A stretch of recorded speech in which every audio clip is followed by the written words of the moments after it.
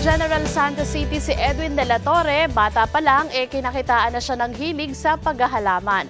Taong 2005 siya nagsimula nang mapanood niya ang isang documentary at ngayon nga kinagagalak po natin na makasama dito sa ating studio ng homepage si Edwin. Natuturuan niya tayo kung paano ang paggawa ng water bonsai. Pero parang first time ko lang narinig yung water bonsai, Edwin . Usually ang alam natin, di ba, yung mga bonsai na nasa lupa paso. po, nasa maliit na paso. So ano itong tinatawag na water bonsai at ano-ano yung mga halaman na pwedeng gawing water bonsai?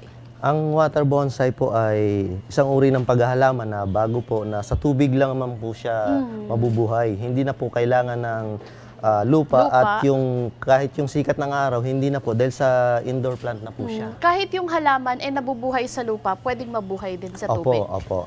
At ang kagandahan po, hindi po siya nagkakalumot at maganda po siyang pan-display. Pero ano yung mga halaman na pwede mong i-bonsai? Halos lahat po ng uri ng halaman, kung mapapansin nyo, iba-ibang halaman po siya. Ito anong halaman to? Ito po, fortune plant po. Ito papua, may oregano po, may tea plant, may so pwede ultimo kahit gulay, meron herbal, po. pwede rin? Opo, pwede rin po. Kahit po yung mga lagundi, maaari rin pong gawing water bonsai. Pero ano naman yung benefits na makukuha natin kapag water bonsai yung ginawa? Ang kagandahan po dito sa water bonsai, dahil sa indoor plant po siya, yung hangin na kailangan natin, yung oxygen po, ay yun po yung naibibigay niya. Kasi hindi na po siya kailangang pasikatan sa araw dahil sa hindi niya na po kaya yung sikat ng araw. Madali na po siya malanta. Sabagay, kasi yung diba? Yung ozone layer na masyado ng direct yung sunlight. Pero meron kang tinatawag na KKK . Share mo nga sa amin, ano yung KKK na yun? Yung sa pagwawa water bonsai po namin, tinatawag po namin yung sagip kalikasan, kalusugan, kabuhayan. Kasi po nakakatulong sa kalikasan dahil yung mga halaman na lumalaki po siya, pagka pinuputol, sinusunog na lamang o tinatapon. Ngayon po maaari nang gawing water bonsai.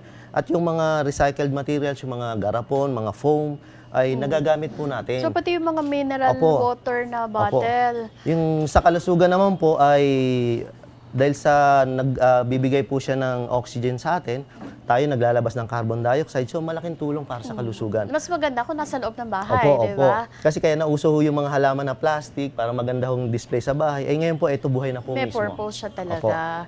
Pero ito paano gagawin itong water bonsai na to? Tuturuan mo kami kung paano yan. At ito na nga po yung tinatawag na water bonsai.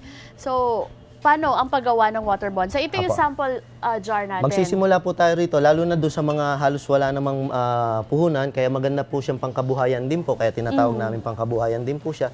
Dahil yung mga materials niya po, puro mga recycled po.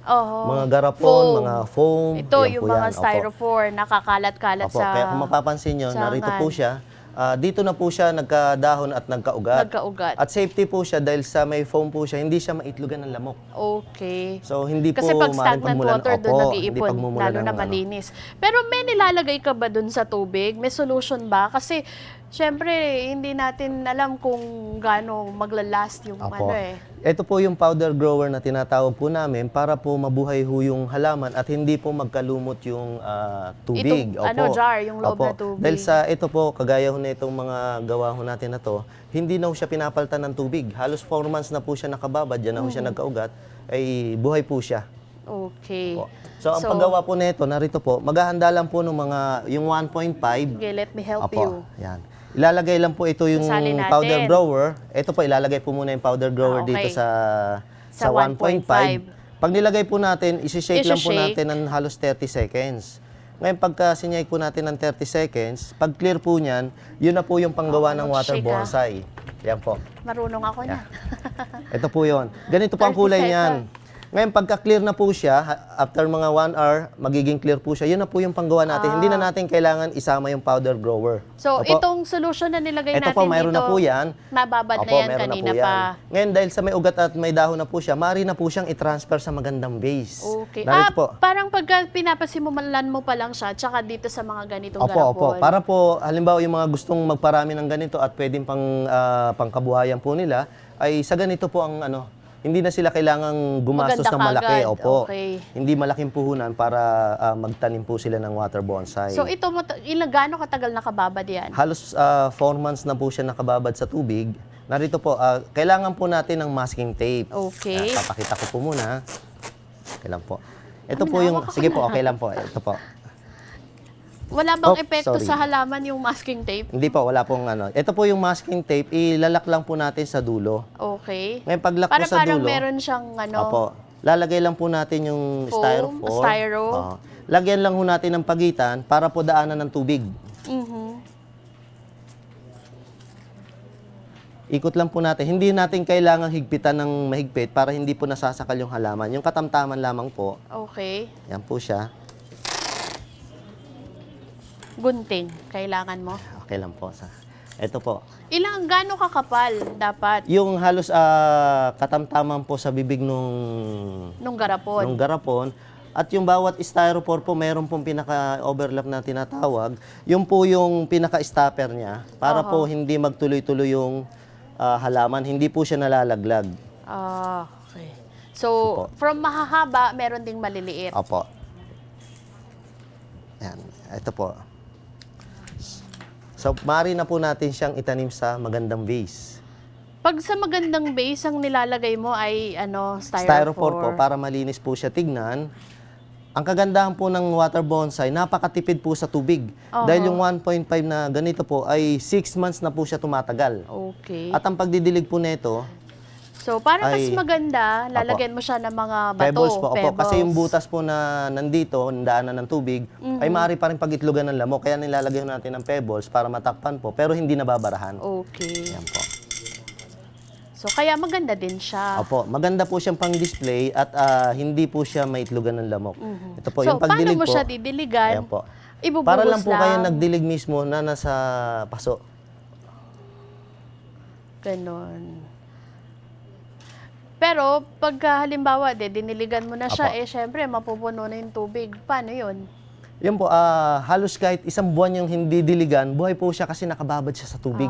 So, medyo Ganun po matipid siya. din sa Opo, tubig. kaya po, awa ng Diyos, sa December po ay ininegosyo na po namin sa Dubai. Kaya po nagsiseminar ako rito ngayon sa Pilipinas dahil sa papunta na ako sa ibang bansa. Dahil ininegosyo po namin ang ganitong uri ng Wow. paghahalaman. Good luck Kasi hindi ho sa'yo. nabubuhay daw doon yung mga halaman dahil sa sobrang init at pagka sa loob naman po, namamatay yung halaman. Pero pwede din gawan siya ng di ba? Ng parang style na, kasi meron ako nakita yung dito sa ganitong sample mo, Apo. na meron siyang ilaw sa ilalim pagkagabi. Medyo maliwanag lang po, kaya hindi po gaano pa makita. Pero ito po yung may ilaw, para lalo pa pong maging maganda yung... Mas maganda siya. So, Pwede iyan po naman kayang- ginagawan. Ito Opo. naman made of bamboo, no? Opo. Kaya maganda rin ho siya, tinuro ho namin sa school para maging project din po ng mga bata. Dahil sa natuwa nga ho yung mga teacher, dahil sa yung mga estudyante ay magaganda rin ho yung gawa nila at maaaring gumawa ang estudyante. Doon sa mga interesado, kasi sabi mo nga, you're conducting seminars. So, saan yung mga seminars mo at paano sila makaka-get in touch sa'yo?